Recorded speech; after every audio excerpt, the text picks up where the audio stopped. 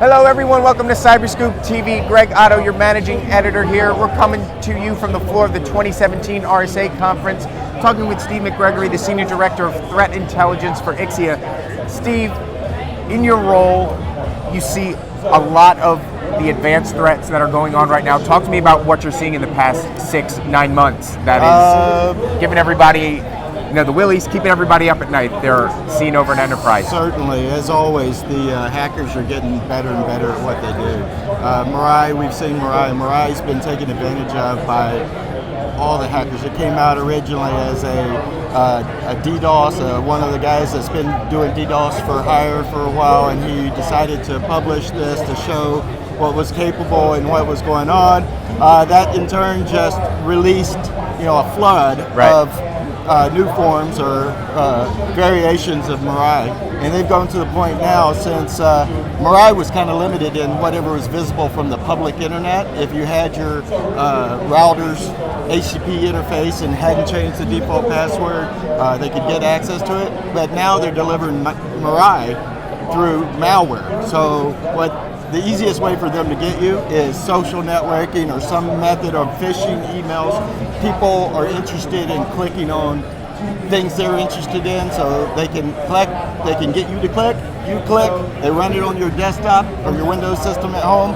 It has access to all your Internet of Things, cameras, routers, everything. So how has this forced businesses to react? I imagine this has driven up the business cost because now they have a new thing to worry about. Yeah, there's quite an issue here with who's responsible for this, right? Consumers, unfortunately, they don't know enough about this. They're not too aware of this.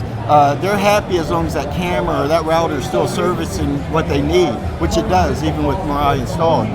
The businesses, on the other hand, who become targets, have to then try to protect themselves from all of these millions of devices that can send a flood of data at them. The equipment manufacturers, the Internet of Things device manufacturers, tend to not take security as a first priority, right? We've got to do something about that. We've got to, make that more important. What can we do? What can the technology companies do to give consumers and enterprises and everybody that's connecting things onto networks?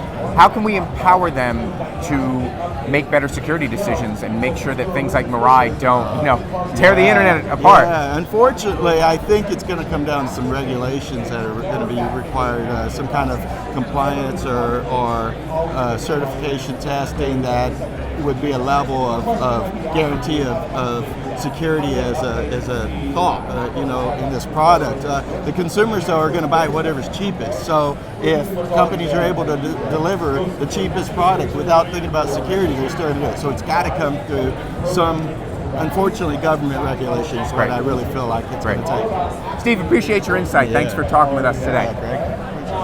For all of our videos, check out our YouTube channel, and for more coverage of the RSA conference and all things cybersecurity, check out cyberscoop.com. I'm Greg Otto. Thanks for watching.